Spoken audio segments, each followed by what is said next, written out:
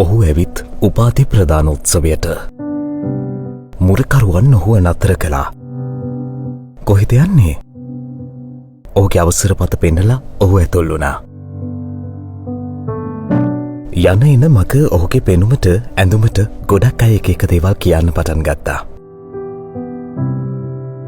ඔහුට මතක් වුණේ අතීතය.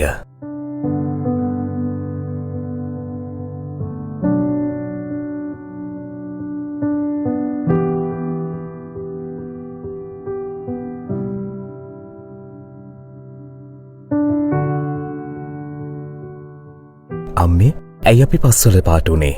ඇයි මිනිස්සු මට අපිරිසිදුයි කියලා කියන්නේ?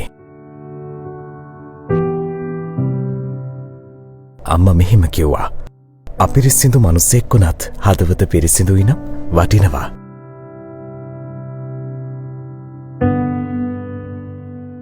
ඉස්සරහට යන්න යන්න ඔහු දැක්කේ ඔහු දිහා අමුතු විදිහට බලන මිනිස්සු. එයා ඇඳගෙන ඉන්න විදිය බලන්න ගොඩක් අය එහෙම කිව්වා. ඔහු ආයෙත් අතීතයට ගියා.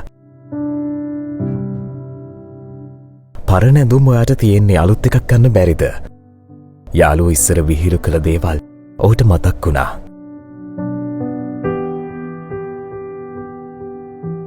ඔහු ගෙදරට ගිය ගමන් කිව්වේ අම්මේ අලුත් ඇඳුමක් ගන්න කාලේ හරි කියලා.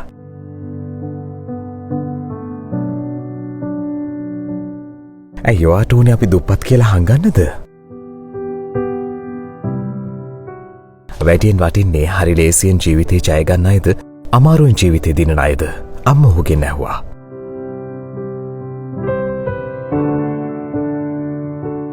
හදවතට අත තියුවා. ඒ අතීතයේ එක්ක ඔහුට කඳුලක් ආවා.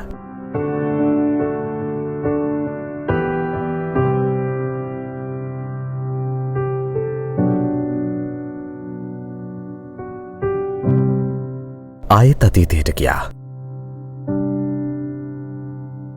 ඔහු වෙනස් වුණ දවසක පවුලේ අය ඒ ගැන අහපු විදිය ඔහුට මතක් වුණා.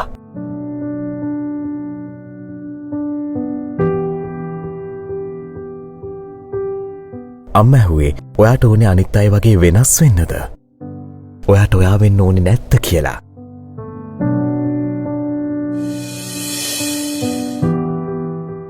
දහසක් දෙනා බලාගෙන ඉන්න මහා වේදිකාවකට ඔහු කොට වුණා.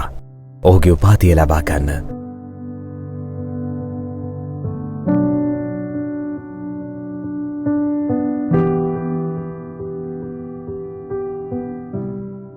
හැමෝම අත්වටි ගැහුවා.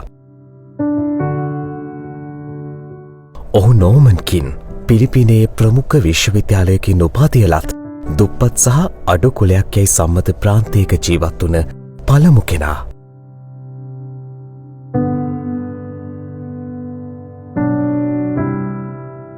හැම වෙලාවෙම මම කැමතියි දැන් මම වෙන්න.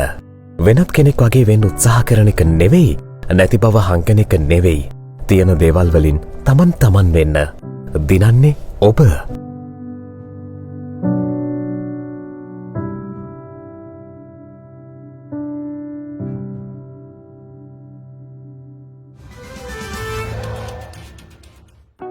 නවතම පුවත් දැන ගැනීමට ශ්‍රද්ධා TV News Facebook පිටුව ෆලෝ කරන්න.